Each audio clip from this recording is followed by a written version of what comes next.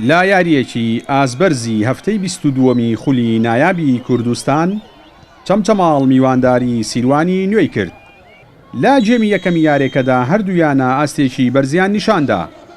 دوای ئاڵ و گۆڕپێکردنی چەند هێرشێک و لە دەستدانی ژمارەیەک هەلی گۆڵکردن، سیڤان عومەر یاریزانی یانەی سیروانی نوێ لە خولەکی 22 یارێکەدا توانی گۆڵی یەکەم بۆیانەکەی تۆمار بکات. لە خولەکی 35 یارێکەشدا عیماد ئەحمەد یاریزانی چەمچەماڵ توانی لە ڕێگەی لێدانێکی ڕاستەوخۆوە گۆڵی یەکسانی تۆمار بکات.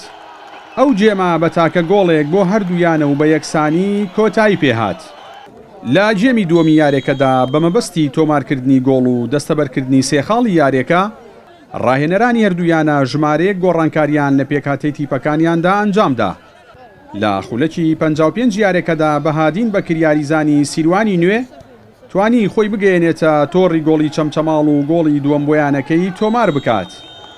لە خولەکی 84 یارێکەشدا ڕازگۆ فەریق یاریزانی سیروانی نوێ توانی گۆڵی سێم و سەرکەوتن تۆمار بکات. لە دوا خولەکەکانی یارێکەشدا و لە خولەکی 90دا بەرهەم حسێن یاریزانی چەمچەماڵ گۆڵی دووەمی بۆیانەکەی تۆمار کرد. دوجار یارێکە بە فیکەی ناوبژیوان کۆتایی هات و چەمچەماڵ لە نێو یاریگای خۆیدا شکستی هێنا و نەیتوانی لە نێو هاندەرە بێشومارەکەیدا سەرکەوتن تۆمار بکات و بۆ سێ یاری لە سەر یەک درێژەی بە ئەنجامە خراپەکانیدا. بارۆزروفێکی نەخوازراوە تێپەڕین بەڕاستی لەم سێ چوار یاریەی ڕابردوو وەزعی نادیمان کەمێک گرفتێ لە بابەتی دەرونی و بابەتی پێکانی یاریزانەکانەمە گرفت بۆ تیپەکەمان دروست بووە.